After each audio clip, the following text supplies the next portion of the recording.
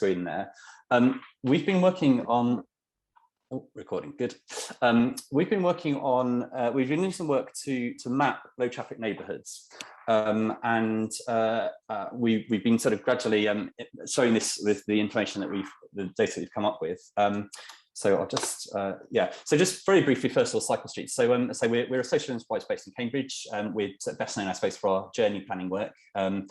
And if you've ever used tools like Citymapper or the propensity to cycle tool, that includes our routing as well. But we do a lot of work in terms of tools for advocacy work. So a part of the reason that Cycle Streets was created is that we recognise that campaigners often find sort of digital tools that sort of help get information about cycling to sort of help their work, basically. And we're also people who do a lot of work with OpenStreetMap. And of course, over the last year, there's been lots and lots of discussion about modal filters and low traffic neighbourhoods around the country. And I'm sure that Oxford has been no stranger to this. Andy, have you presumably had lots of work on this? Yeah. But amazingly, there's no actual data on where these are. And a lot of the debate, I've been quite frustrated because it sort of implies that these are radical or new. And yet, I mean, I live in one that's been here since the 1980s. They're not a new concept, but they're sort of being badged as such. So we really set out to prove that really they are very common, partly to help people who are creating new LTNs to show, well, you know, this is actually a very standard kind of thing that's been done for decades. You know, there's nothing unusual about this.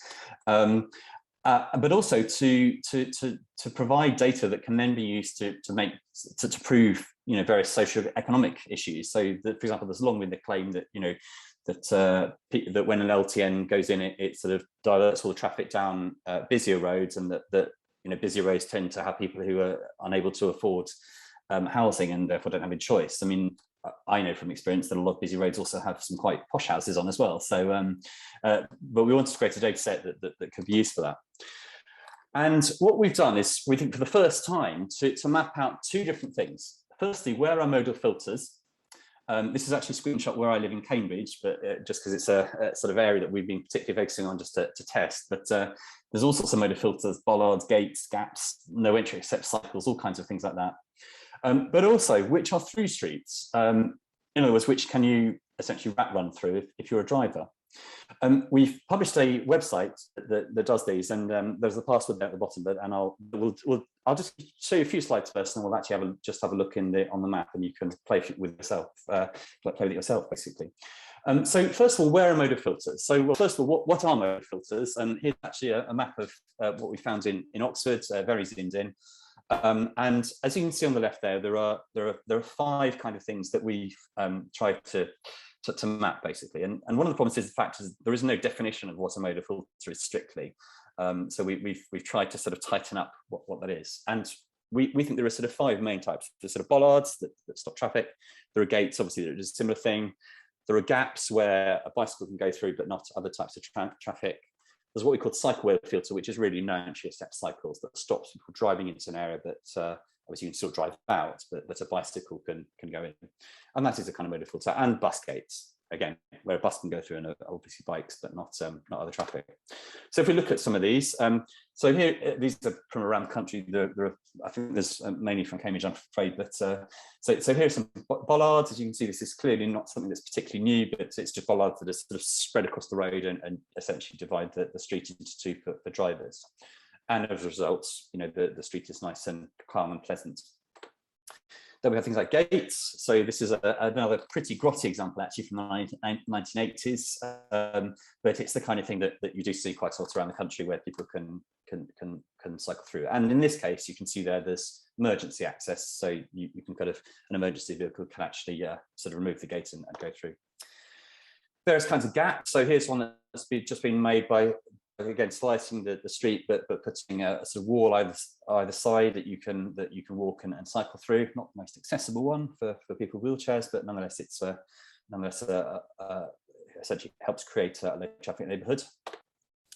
Here's one from Oxford, probably very familiar to people, and with a little sort of street view next to it. But you know, these planters that have been very much the subject of kind of national debate, I suppose. But again, forming a kind of gap that you can cycle around. But here's another example. This is actually a gap between two sort of crossroads streets, basically. So rather than it being a crossroads for driving, it becomes sort of two sort of curved ways round, and then there's obviously the cycle link through it. So there's another sort of gap. Then we have Cycloid Filters. Now have lots of known chipset cycles cases in Oxford, Andy. Here, but, yes, there's quite a lot actually, and some very ingenious ones, in fact, that enable quite complicated manoeuvres by cyclists. Okay, well, we'll see if they come up on the map, hopefully. But yeah. So, but again, this is a type of motor filter. These are clearly designed for traffic control. They're to stop people driving in. As I say, it doesn't stop driving out, but nonetheless, you know, they're sort of carefully designed to stop these being through routes, basically. Here's another example. This is a much more modern example. So the previous example, you can see this is where you used to have the Department of Transport mandated sort of dividing between the two, whereas then they implemented this new signage, accept cycles, about 10 years ago, and so now it's a lot easier. You don't have to build a build out. You can just basically put the sign up and that's good enough. So again, another type of filter. And then of course bus gates, so a bus, you know, all kinds of essentially areas that only a bus can go through, usually enforced by a camera, used to be more bollards and so on. So various types. And we've also got what we've called continuations, which are actually very common around the country. And this is basically where you have a main road with a side road that sort of comes off it, but essentially it's been sort of chopped off. So if you like, the side road sort of, there's a continuation from the side road with a bit of pavement or a cycleway to the main road. So this is actually from South Shields, so up in the northeast. And in fact, interestingly, this has been done with a nice, can you see there the bollards that they put there are sort of nice little boats, because it's a coastal area. But these continuations, you know, sometimes there will be things like there'll be bus stops along here or some sort of cycleway through, but we've called it continuation. Here's another example. This is from the 1980s. This is actually from Cambridge, and you can see it's just a continuation on foot. It's pretty hard to cycle through here because there's, but again, it shows these are not a new thing. So there are vast numbers of these sort of all kinds of these measures all around the country, and Oxford is no exception. Here's another continuation, a rather nice one that's been done, you know, in a nicely paved way. So what we've done is to try to turn these into a map and show all these, and I will go through these in a sec. And we've coloured them in different ways. So I will just show you. I thought I did have a screen from Oxford, but I think I've lost it. But if we just go back to the front, so I think I've missed out a slide somewhere. So here's an example from Central Scotland, from the centre of Oxford, and see various types of things.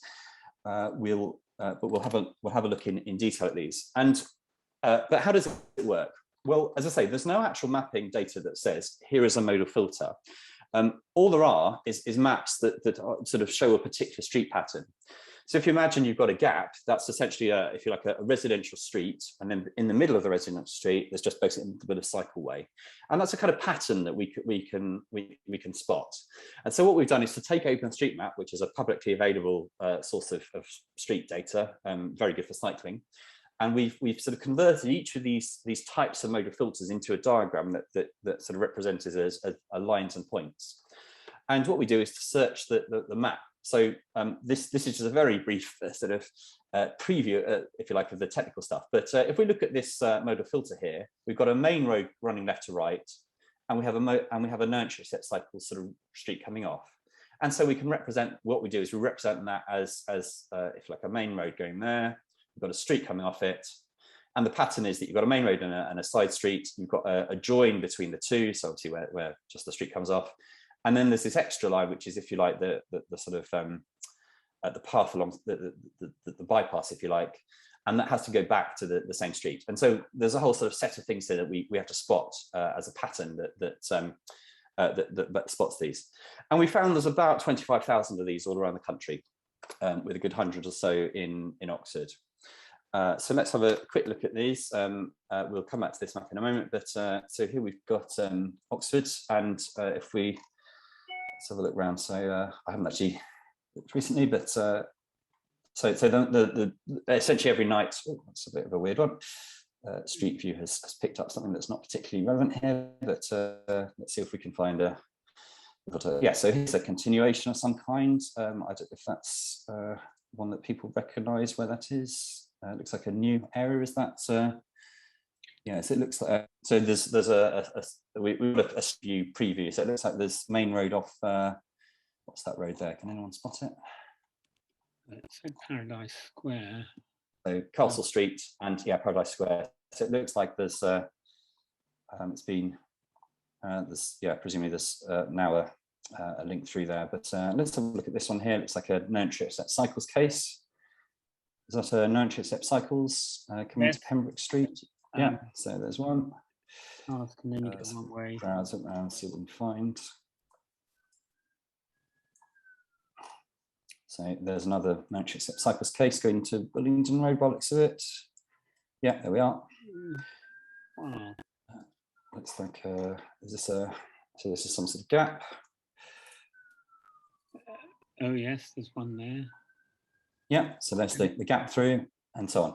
So what we've been able to and so we've basically spotted all these, and there's lots and lots around Oxford. And what we're really seeking now at the moment, I think, is really people to look at this and actually give feedback. So there is, for each one, for example, there's a button that lets you say, you know, this isn't a modal filter if it's accidentally spotted it. Sometimes the data is not quite right. Yeah, so here in fact is a gate. Yeah, that looks like a modal filter, but sometimes it doesn't quite get it right. So you can give feedback.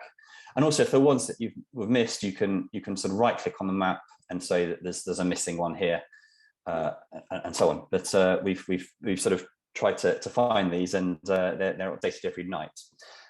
Let's now go on to the other one, which is the actual street. So let me switch back to the presentation. So we've spotted where these modal filters are, but what's actually the effect on driving?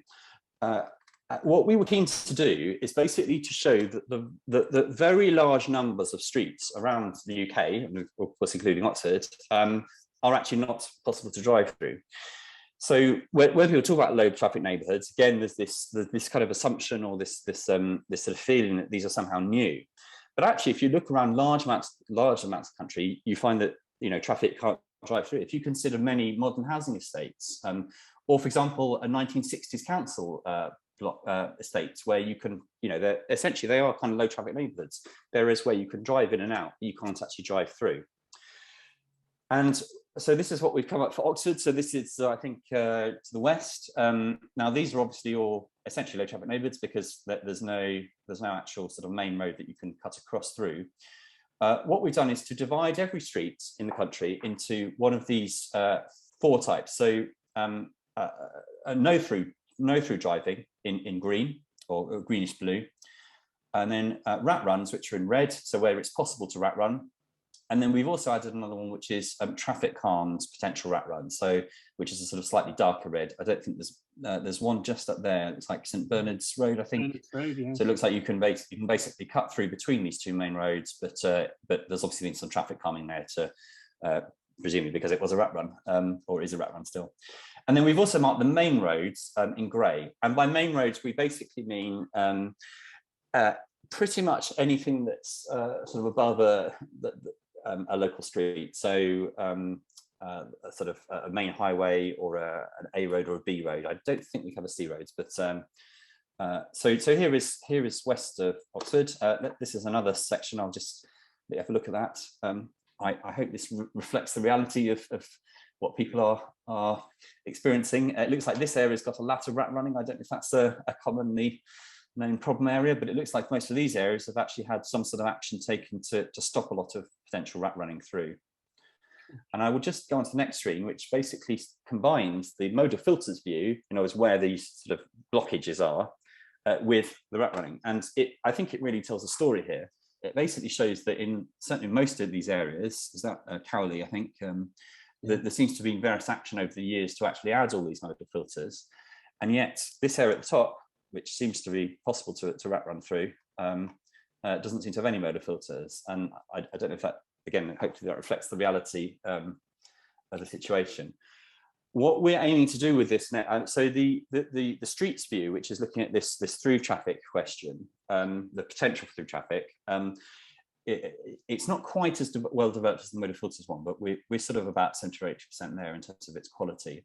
What we're aiming to do next is to actually to get some statistics by area. So hopefully starting obviously at the county and city, but hopefully also by ward. So there's a degree in which if you're perhaps campaigning in one area to say, we've got a lot of rat running, we need to make this area safer for cycling. You then have a really clear data set to say, well, look, all these other areas are not suffering this problem. Why shouldn't we also have this? And I think that's really the basis really of why we've been really keen to do this work, is to enable that sort of sense as well. Actually, if you look at the map, this is not, we're being left out. There's lots more that could be done in our area, as it were, and to find these cases that are sort of rat runs through. You can see here there is an area, for example, where there's a sort of potential rat run here that goes back to the same main road. So there are some areas in this that we're trying to work through. Let's check time. Oh, yeah. So very quickly, how do we do this? Well, we define rat running as basically going from one road to another. This is a set of slides from Cambridge, because it took me a while to do these. But so we sort of divide up the city in a city into these natural kind of dividing lines. You've got a railway, you've got here you've got a river, and you've got these sort of main roads, and you end up with these sort of polygons. And what we define is to say, well, basically, can you drive from any one of these to another one? So we look at all combinations. So can you drive from, say, 1 to 10, 1 to 11, 1 to 12, and so on, all these combinations. And it turns out in this particular area, there's only actually one bit you can go through.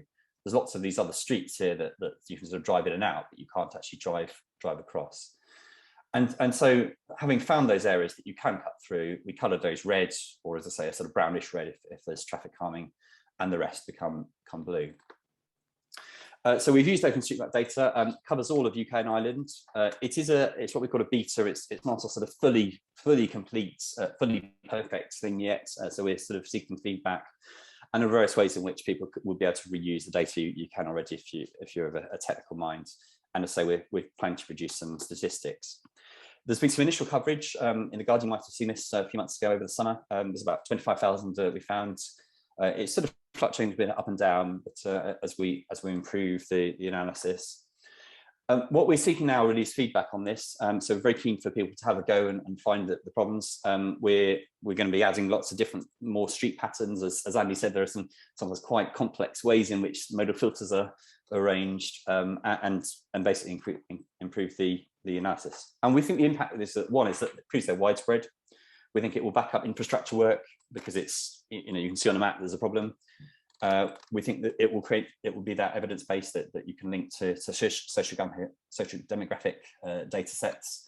I know Rachel Aldred in London is quite interested to look at this, and we've been having discussions with her about analysis of the data. And it will also improve the quality of cycle routing, so we can actually determine streets that like to have rat running versus those that don't. So let me just quickly, just before we go to questions, I'll just what's the address of it really.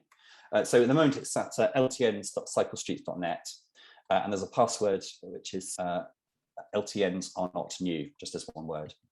So let me just switch on the LTNs view. So yeah, so do we have any particular areas that people might be interested to have a look around? Perhaps I can actually just put this in the chat with the link. If I can just find the chat on my other screen.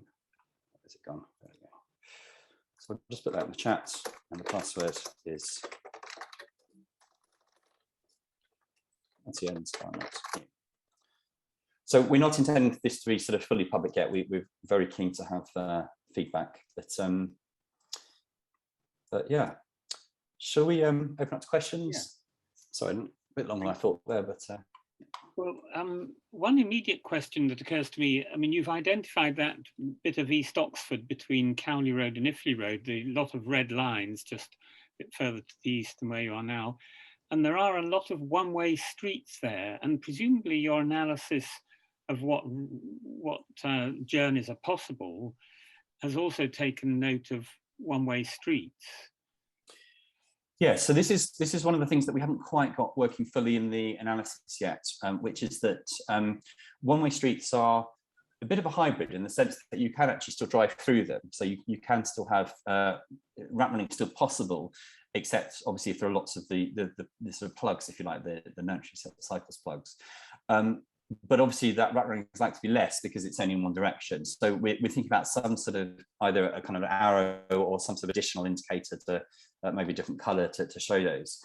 But I notice here that there's only one case that seems to be in the data of no entry except cycles. Is that correct? Well, let's ask others. I'm wondering if that's James Street or it looks a bit further up, and whether let's unmute people, or if anybody would like. Bullingdon Road. Yeah, that's Bullingdon Road. And there is, I think you had a photograph of it earlier. There's a small traffic island. Yeah. Yeah. So there is one there, and indeed that would then show that the traffic is only one direction. But it looks to me generally. I mean, if do any of these others have these no entries? Because except cycles, because it looks to me as if it's a fairly unrestricted area to drive through, even if they are nonetheless one way. Because I mean, also one way street. Can I come in on this, because it's my area? I was a local councillor in the area, as was my husband until earlier this year. So we've been involved in consultations on an LTN in the area for 2 years now, and unfortunately it's been delayed because no other areas have consulted as extensively as we have. So there's a lot of uproar associated with the other LTNs that has filtered into our area, mostly from people from outside the area objecting to it. So Bullingdon Road is one way from the Iffley Road all the way to the Cowley Road, but two way for cyclists. So it's one way just from the junction with St Mary's Road to Cowley Road, and then two way for cars for the rest, but two way for cyclists all the way. And you can drive into it, is that right? From that you can't drive into it from Cowley Road. You can only drive into it from Iffley Road or from the side streets. It is two way all the way up to the closure. So if you park near the Cowley Road end, you can drive out to the Iffley Road. But you can't drive in, is that right? No, you can't drive in from the Cowley Road, but if your car is already in, 10 yards from the Cowley Road, because you come from the Iffley Road, you can turn around and go all the way back again. Yeah.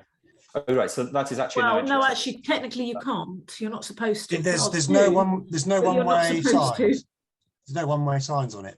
No, I know. That's the problem. It was put in a kind of the usual way. A lot of traffic measures. They didn't think about the signage. There used to be a sign somewhere that I think came down, but it came down a long time ago. So in theory, it's not supposed to be two way, but in practice, it is.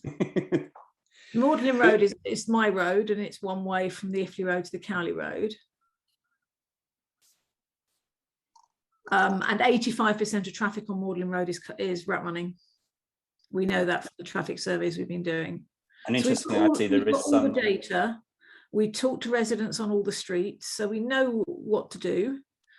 We just need to get beyond the people who are shouting loudly, most of whom don't even live in the area.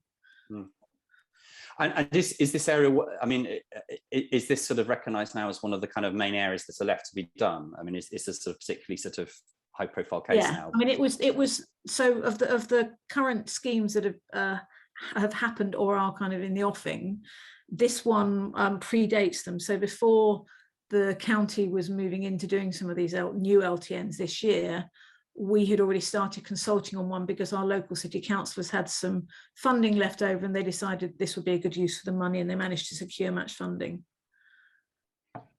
So yes, it is ready to go. It's just unfortunately it's been delayed because of the noise, and I think noise is me being polite, to be honest.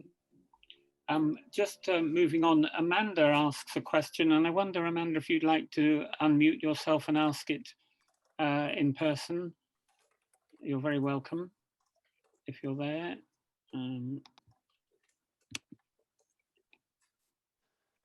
There we are.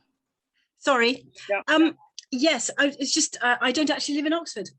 I come into Oxford often by public transport. But how do we know where in the country has had this analysis, and how do we advocate for new areas to have the same analysis? So we've actually done the analysis over the whole of the UK. Yeah. So basically, anywhere in the UK you can go to, and you'll basically see the same data sets. Thank you for putting it. I mean, you did say it, but I just, that's all right. Yeah. Have a look. So there's about, so this is Newcastle, for example, one of our favourite areas of the UK, and you can see even places like Newcastle have got lots of sort of modal filters. And are you a lot of these are very looking for kind of almost like on the citizen science type model involvement in verification of what your analysis has shown up? Is that what you're asking for? Sorry, you cut out halfway through. Oh, I apologise. You're asking for input from locals to really verify what your analysis has shown up. Yeah. So both the modal filters and the LTNs are essentially they're an algorithm approach. So what we've done is looking at street patterns and so on. But inevitably, there may be cases where something's been missed. Often that's because the data is wrong, or because there are actually shortcomings in our analysis. So we're really keen at the moment to get feedback on these, so we can, and all of these we're sort of working through to fix up. We've fixed up hundreds of cases, and all the time that feedback has enabled us to actually find any problems in the analysis that we're doing. Thank you. Where do you live, Amanda?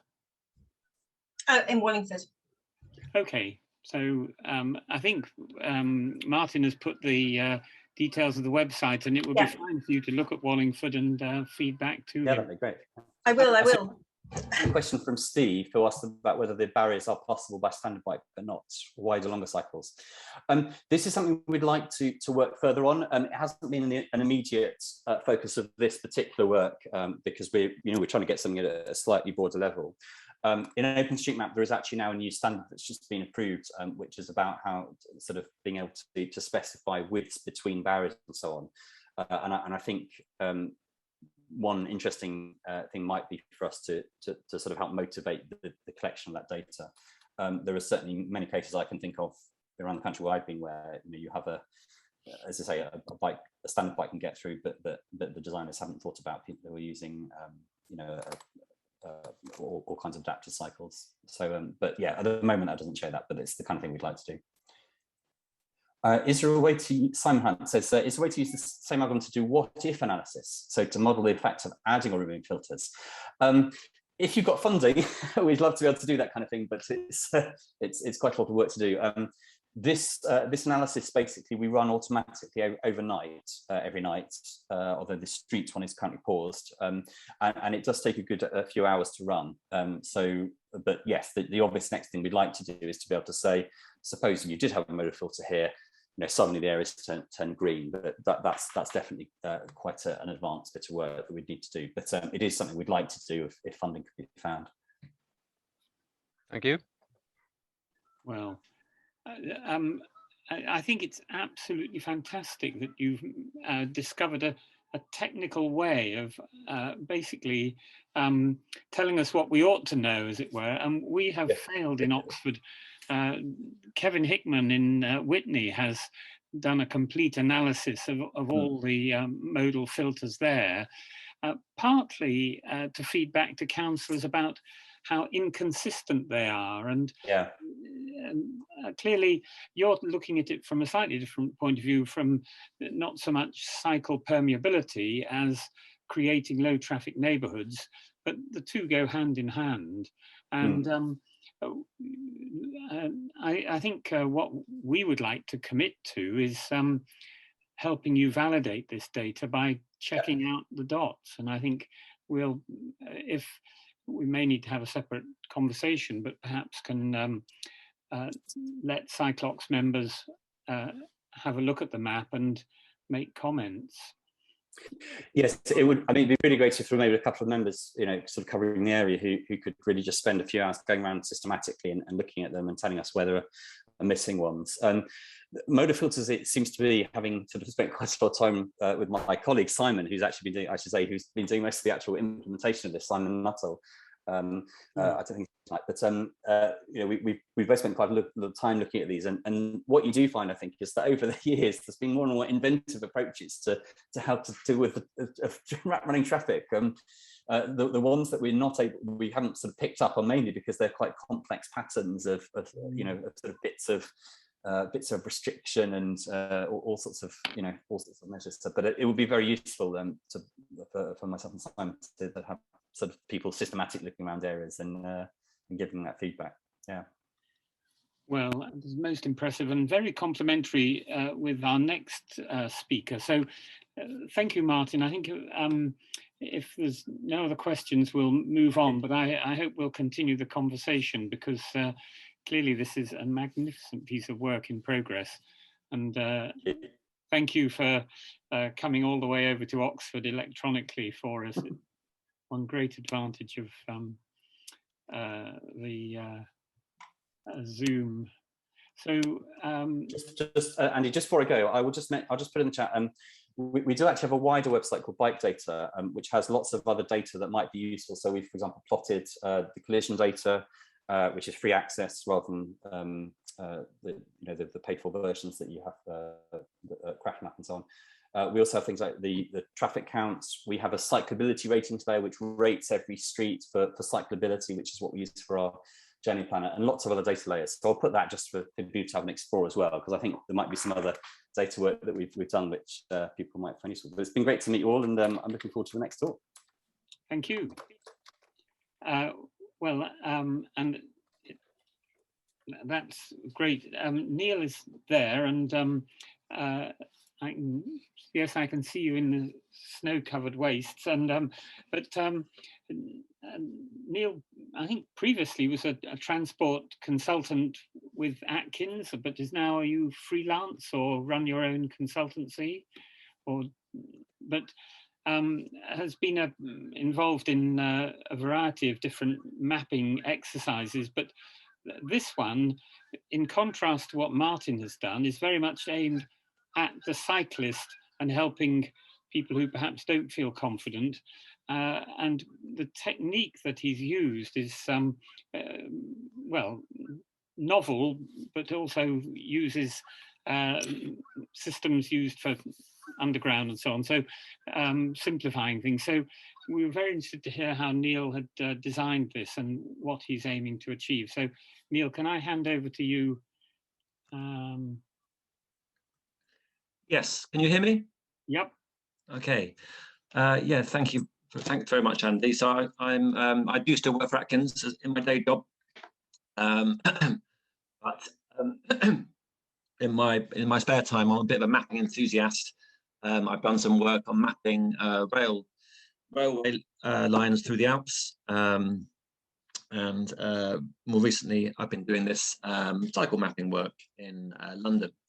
Okay, so I've got about 20 minutes worth of slides that I'm going to go through, and hopefully you might have some time for any questions at the end. Okay, let me just check my notes before I go any further. Okay, the other thing to say is that I do organise cycling seminars over at the Active Travel Academy. It's something called Cycling at Tea Time. I organise those as well in my spare time. Okay, but on with this presentation. This is a new cycle map developed jointly by me and a former colleague of mine, Dermot Hannay. It's something we did in our spare time, self-funded. We got in touch with a graphic designer called Rich Cousins, and he did all the clever graphic stuff. But Dermot and I came up with the ideas and what we wanted to show, and commented on drafts, etc. And the map was actually published at the start of this year, in early 2021, goldstandardcycling.com. Okay, so the need for a new map. Well, there's been an unprecedented shift in the quality of London's cycling infrastructure since 2015, over 5 years now. Got around, it depends what you count exactly, but there's around 30 kilometres of high quality segregated cycling infrastructure in inner London, matching the standard of the best facilities in Europe. But the thing is, nobody knows exactly where the routes are. It's a bit like having a new public transport network, e.g. Crossrail. No way of finding out how to use it. There's tons of maps of Crossrail out there, but there's nothing specifically showing you the highest quality infrastructure in London. Okay, so what we have in London is a fairly confusing branding of cycle routes. There's 3 types of cycle routes: cycle superhighways, there's quiet ways, there's cycleways, but also non-branded routes. The first 2 categories, cycle superhighways and quiet ways, theoretically are now becoming cycleways, but a lot of them haven't been changed. So we've got different branding. At the end there, I said it's not clearly linked to the quality of provision. So these photographs below, well, the quality varies enormously. Some non-branded routes are much better than some cycle superhighways. The bottom left there is a cycle superhighway. It's just blue painted lines. It's been improved a little bit since COVID, but that's how it was for 10 years. And on the right there is a non-branded route, which is like a fantastic segregated one-way cycle track, little mini zebra crossings, be a nice bus stop treatment, but it's not even branded at all. We have quite a lot of confusion really in terms of quality, branding, non-branding. So we just thought we need to get a map out there and show people exactly where the really good stuff is. So the main aims of the new map, so it's to introduce the concept of quality control to the description of cycle routes, locate high quality routes clearly and enable cycle trips. With, an important thing is the reassurance on the level of protection that can be expected. And typically we have this thing called a cycle route. It could be, a signed cycle route that's on a map, but you don't really know what you're going to find when you're on that cycle route. So we want to help educate people, planners, designers, campaigners about the recent developments in London's cycling infrastructure. There's so much fantastic stuff that's happened in London, but not much effort has been put into, well, there's probably just not much resource really to spend on disseminating all the various innovation. Other aims of the map, we wanted to collate available information relating to infrastructure on costs, impact on cycle flows, and timelines, when the facilities were introduced, how long they took, all that kind of stuff. It was all out there, but it wasn't together in one easy place. And a really big part of what we've done is kind of technical details, highlighting the most innovative links and junctions. We want to disseminate this information, and there's a test bed for cycling innovation. There's done to disseminate it, just mentioned that. There's a load of great stuff. There's some stuff that isn't working very well, so we also want to be honest, really, and let other authorities know what's good and what isn't good. Included routes that are under construction, or at least that have been signed off, so that enables people to monitor progress on their development. Target audience for the map, the obvious one is visitors to London. Can include tourists cycling around Hyde Park, commuters, residents in London not aware of the extent of these segregated routes. For example, in Stratford, you can now cycle 11 kilometres all the way to Westminster on protected route, Westminster Bridge, but just with a very short gap. People working in the profession who are inquisitive about the new facilities and they'd like to visit them. Maybe in Oxford, you'd like to get the train down to London one day, come and take some photos, come and have a look at them all, see what works, see what isn't so good. But it would have been quite hard to find out where the best stuff is. And also the media. We want to alert journalists to the extent of the gold standard network and the need to fill in short missing links. So here is what the map looks like. Just trying to. Okay, it's kind of shrunk my screen a bit, but you can see we're calling it a gold standard. You can see the main routes in gold there. And then you can see the branding on them. The green branding is cycleways, the blue branding is cycle superhighways. We put them both on golden lines where they are of that gold quality. So features of the map, gold standard cycling provision, come up with a logo and a definition. Photographs of the facilities enable people to see the quality of the protection, both on the links and the junctions. We've included journey time information. I think when you're in the cycling world and you're trying to communicate the advantages of cycling to people that don't use bikes, that they're always really surprised at how fast you can travel around a built-up area, especially things like a 10-minute journey. Also included rail-based public transport information. We put in the key tube and national rail stations, just to encourage that bike-rail combination, especially for people using the hire bikes, which are dotted around pretty much the whole of the area that's on our map. So what does gold standard actually mean?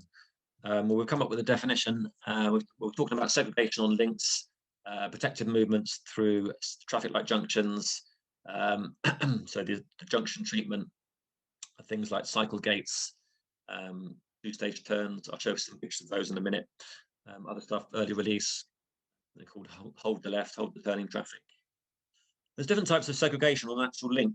There's kind of 3 categories, and we've classified stepped and curbed segregation as gold standard. Those are those two types. The top one is curbed. That's a classic Dutch layout. This top one here. There's the cycle track is at the same level as the carriageway, so you just go up onto this curb and then down to the carriageway level. Second one is called stepped segregation. It's the Danish style, so you go from the carriageway, you go up to the cycle track, along and up to the footway. So those are different types. Then there's something called light segregation, which I'm sure you've all heard of. It's a bit ambiguous. Light seg routes in London are not aging very well. They don't use them in the Netherlands. They don't really use them in Denmark. So we really advise that these are used with caution.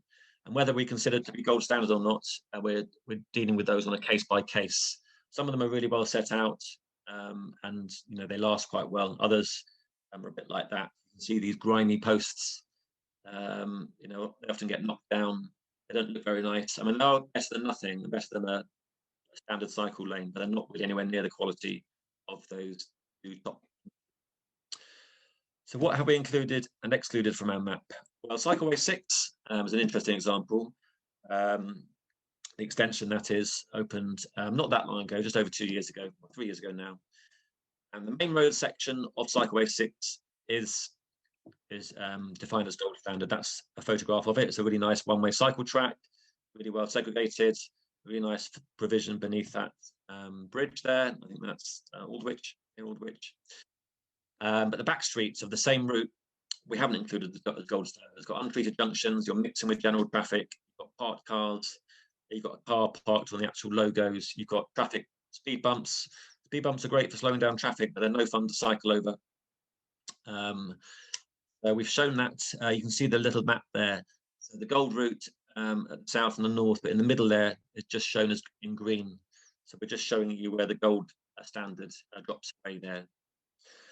And then high quality unbranded routes, there's one at Lambeth Palace Road we have included, and that's bottom right hand photograph near Westminster Bridge, because that's a proper decent gold standard. So here is the actual map again. So we put photographs on it. We've got the gold routes. We've got simple things so you can kind of navigate around London. You've got obvious stuff like the river. We've got the main parks. We've got the bridges named. We've got some Palace. That was the Parliament, Tower Bridge. So hopefully it does look like a fairly recognisable map of central London. We've got a few photographs and kind of data blocks, and this is the close-up. We've shown the cycle flows on here, and there's 3 types of flow that we focused in on.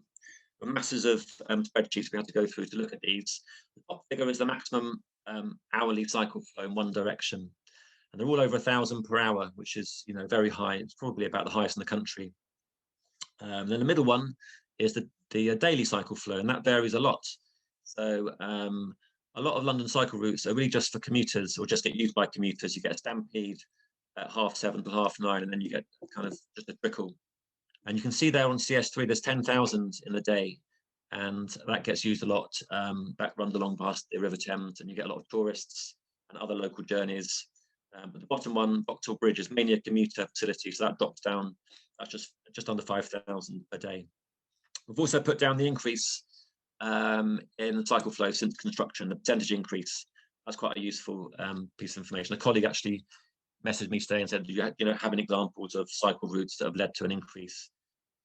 So we're hoping that all this information that we're gathering is useful profession, really, not just for those interested in London. Just some really good solid examples of high quality infrastructure and the impact on cycle flows. Here's a close-up. So we've highlighted the gaps in the network. So here you can see the Chambers is a 200-metre gap to Paddington Station. So this fantastic facility, Cycle Superhighway 3, comes all the way across from East London, almost reaches Paddington. So we've highlighted the shortness of the gap. The new route out to the west, CS9, that'll be Cycleway 9, and we've shown there's a 2.5 kilometre gap there to link in with Hyde Park and CS3.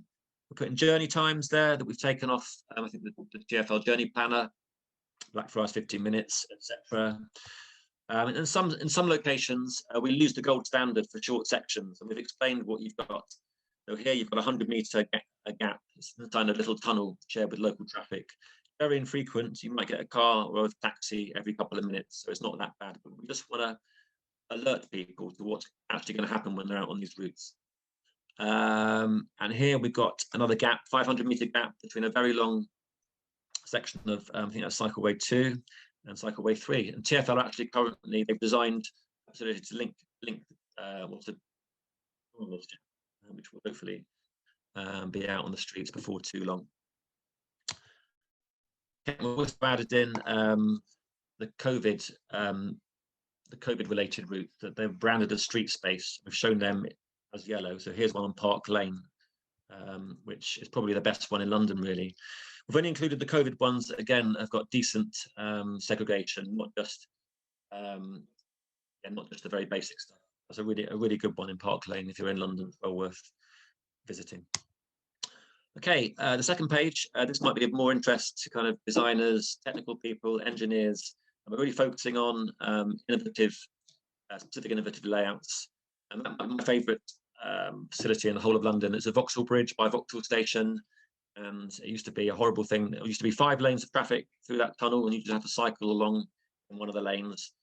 We allocated 1 lane to the cycle track. And on this side, they punched through a bricked up archway. So you've got a dedicated cycle track southbound and a nice one going northbound. A few more facilities. This is called Hold the Left. It's a very well understood and very clear facility type. I'm guessing you might have some of these in Oxford now. So you hold the left turning traffic, there's a bus there, and you release the cycle track. Really good stuff.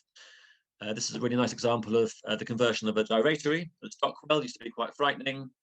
It did have some very basic cycling infrastructure treatment. Now they've taken out the gyratory completely.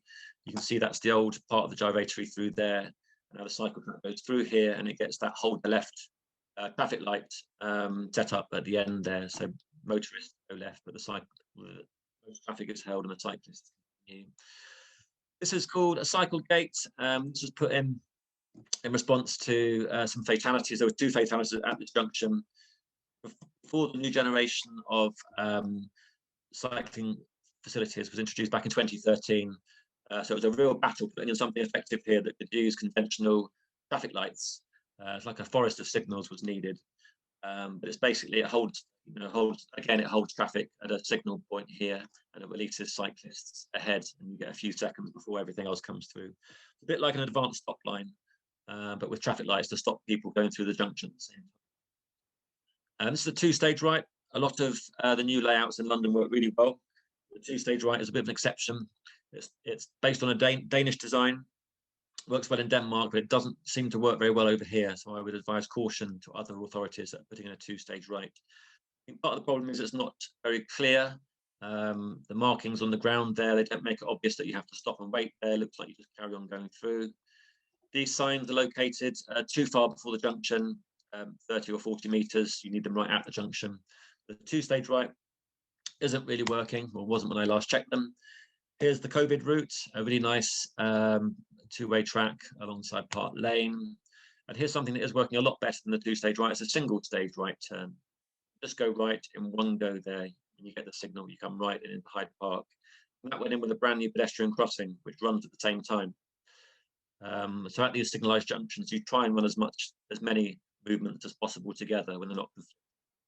So cyclists going right and the peds cross there, and there wasn't a ped crossing before, so it's a real advantage. We've added timelines and costs just to show how much these things were. Generally quite a few £1 million, £5 million per kilometre on average, but at central London prices, we go out to outer London, the prices drop. And the street space one was a lot cheaper. I think it's 0.4 just off my screen there. But we're just showing people all the information that we've got. We also looked at Mini Holland schemes. Mini Holland was the programme for outer London. It's fair enough doing stuff in inner London where most people aren't driving anyway. What can they do in outer London? I think the outer London stuff is a lot more transferable to places beyond London. Looking at the costs, looking at the impact of these schemes on cycle flows. We've got a 59% increase on the Portsmouth Road scheme on the left there, 52% over in Enfield, and different things have different importance. That bottom left image there is one of my favourite ones. It's a traffic-free route, but we keep cyclists on one side and pedestrians on the other, and a lot more relaxing than a path. A couple of mini Holland schemes. Kingston on the left, Old Portsmouth Road. They've done really well to squeeze in a two-way track on a narrow road with buses in both directions. They've really squeezed the dimensions down. Bottom right there's a classic Dutch type layout, Dutch type Crossroads. And here's a nice image on Street View of the Dutch Crossroads, the same one. And as luck would have it, there's a lorry going through the middle with cycle hangers, the residential cycle parkings captured just as the Street View images. That's one of my favourite bits of the map. It's my colleague Dermot's idea, because cycling infrastructure is not all about facts and figures and flows. It really is about creating a different kind of a spirit, really, a different feel cycling experience.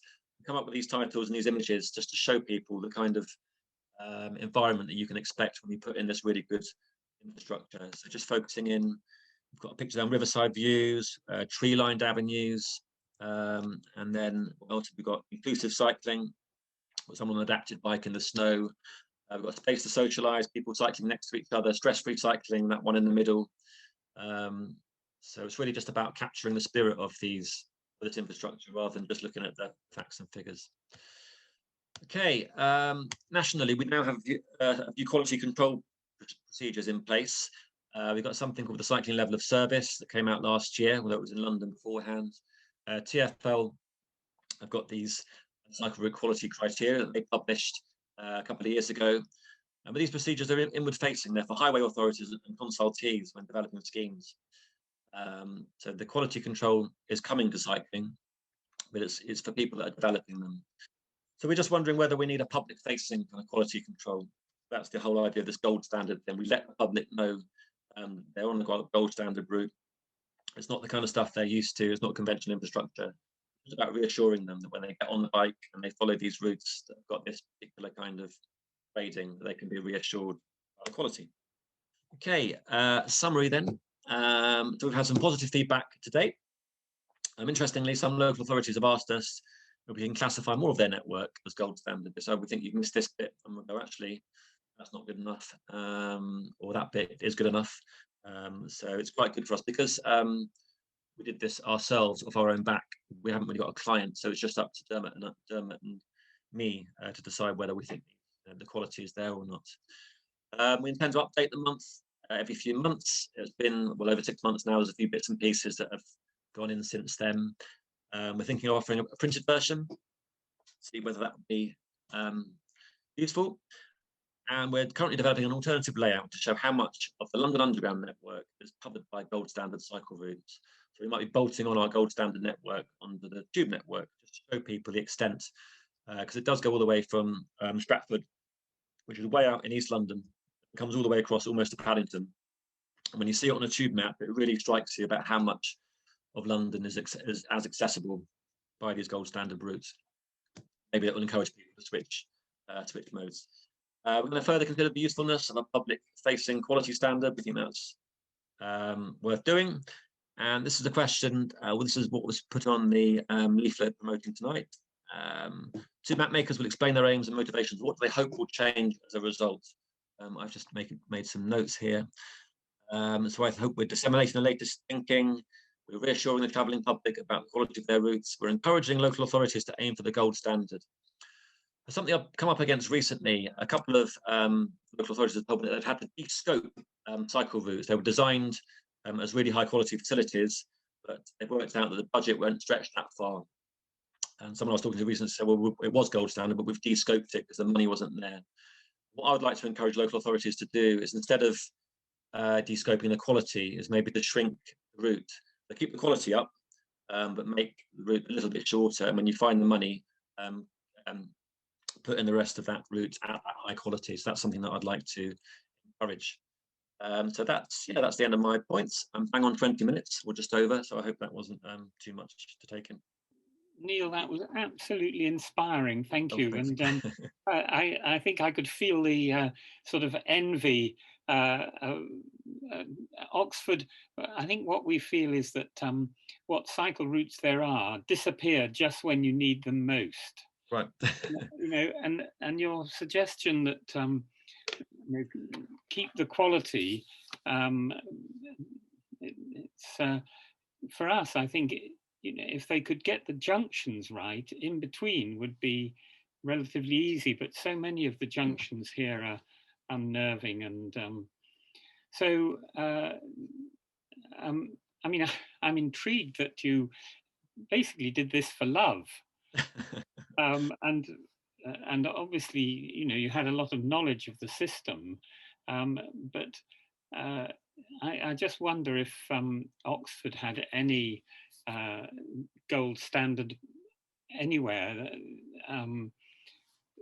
It's so patchy. I see that Ben Sawyer notes that we have got one example of a two-stage right turn, and he doesn't think it's a success either. Certainly, there are many places where there are cycle routes that I would rather be on the road, because at least you know how the side entries are going to be. You've got right of way over them. But do people want to ask Neil any questions? Do unmute if you'd like to. I'll just pull up the chat. Because I mean, London is unique in this. It stands out both because the law gives you more freedoms than we have here. Simon, do you want to ask your question? Simon Hunt. Thank you, Andy. Yes, it was just occurring to me that a route that, when it's new, it could well be judged as gold standard because it's well designed and perhaps well built, but routes deteriorate. And I just wondered the extent to which you think you could take that into account when, as time goes on. Yeah, I mean, it's a good point. The quality control that the DFT are now using, the cycling level of service, does have maintenance as one of its 25 indicators. I guess everything's so new in terms of these gold standard routes that we put on our map that yeah, we haven't really got to. I mean, one relevant issue is, I think, is the light segregation, the little bendy bollards. Technically they're called wands, and we're very nervous about including those as gold standard. And one of the main reasons is that they're just not very easy to maintain. They look really scruffy. There's a load up near where I live, just a few minutes cycle ride away. They've been crashed into, and so we're not, as a rule, including those on our map as gold standard. I mean, they were fantastic in the COVID era because they're so quick and easy to put up. In fact, just before COVID, TfL were replacing the ones with solid segregation. So I suppose that's the only thing that we've looked at so far. But I guess we do need to think about that going forwards. I know there's an issue of sweeping the cycle tracks and in the wintertime with the leaves, and also with snow. I mean, TfL have got some little mini cycle track snow clearers. So I think they're onto it in central London at least. Thank you. Brian, do you want to ask your question?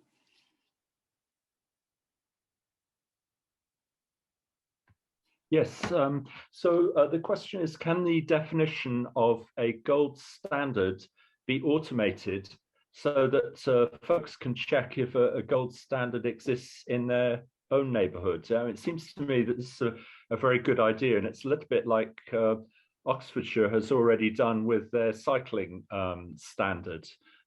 So it would just allow it to be automated, so you could run it on something like cycle streets to see where is the gold standard route in your own particular neighborhood. Yeah, that's a good idea. We haven't, we've only just launched a map this year. I'd heard of cycle streets and I've used them a little bit, but I didn't really know that much about them. I haven't really come across Martin before. So maybe that's something we can check with him. But I guess that was the motivation, really, that existing cycle maps generally, they show cycle routes, but they don't really show the level of quality there. But I think, that would be a really good thing to be able to do. And it's just at the moment, it's just my former colleague and I that have just come up with this. And in terms of encouraging its wider uptake, I think we need a bit more clout behind us. We might need to maybe link up with one of the institutions like the Transport Planning Society or the ILT, and if they could get behind it, and then it might feel like it's got a bit more clout, and we could encourage local authorities to sign up to it. But I think that would be a useful thing to do. That went wrong. Sorry, that message wasn't meant to go to you. Elise was I was trying to. Elise was wanting to ask a question, I think. Yes. Mine's just a London question. Have you spoken to anyone at the GLA or presented to the GLA about this? No, we haven't. No, do you mean like TfL as well, or just more specifically GLA? Yeah, I'm thinking of the assembly itself. I'm offering you contacts if that's of any use. Well, actually, well, yes, it would be. Yeah, it would definitely be. I think the GLA has a role, don't they, of assessing how well TfL are delivering their cycling schemes. One of the GLA members that I know used to work for the Campaign for Better Transport. Okay. Has a lot of on-the-ground knowledge, as does her colleagues. So I'm happy to put you in touch with them. Yes. They may well be interested in inviting you to make a presentation. Yeah, we'd be happy to. I mean, it was a bit of a soft launch really in January. We put it out there, and I'm not very big on Twitter, but my colleague Dermot is fairly big.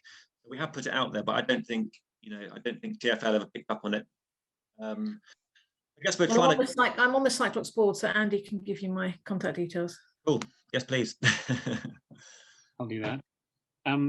Richard Scrace asks about the cost of printing, and clearly that's how long is a piece of string, but, and how would people get to pick up a copy? But do you have any thoughts on whether local tourist offices might print it, or how do you intend to get it wider?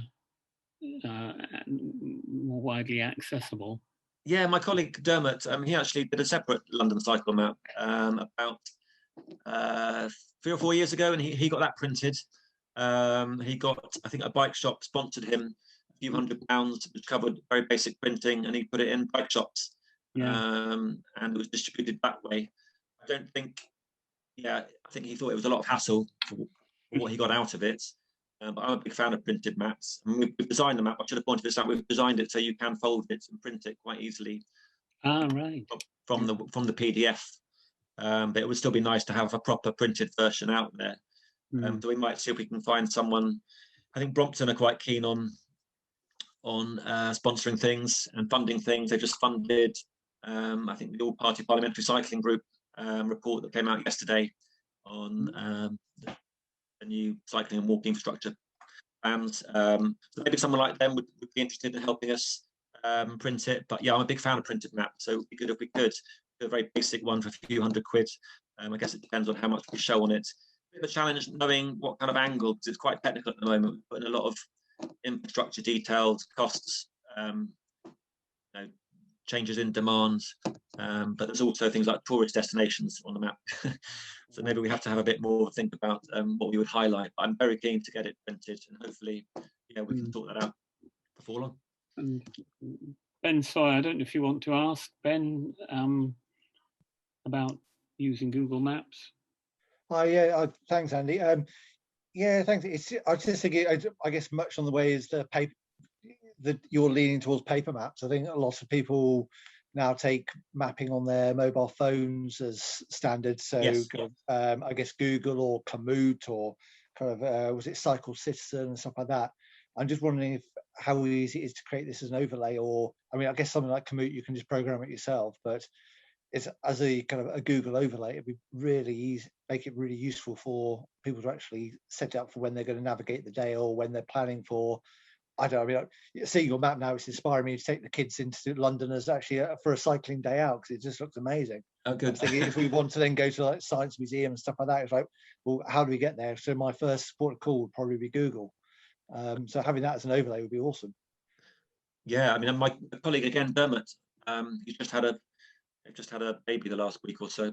So been prioritised, and he's done that with other cycle maps. He's done them as a Google layer, so he'd know. I don't know why we haven't done it yet. Okay. I'll ask him, but that's his area. So yeah, definitely. I'll keep a look out. Brilliant, thank you. It's a great initiative.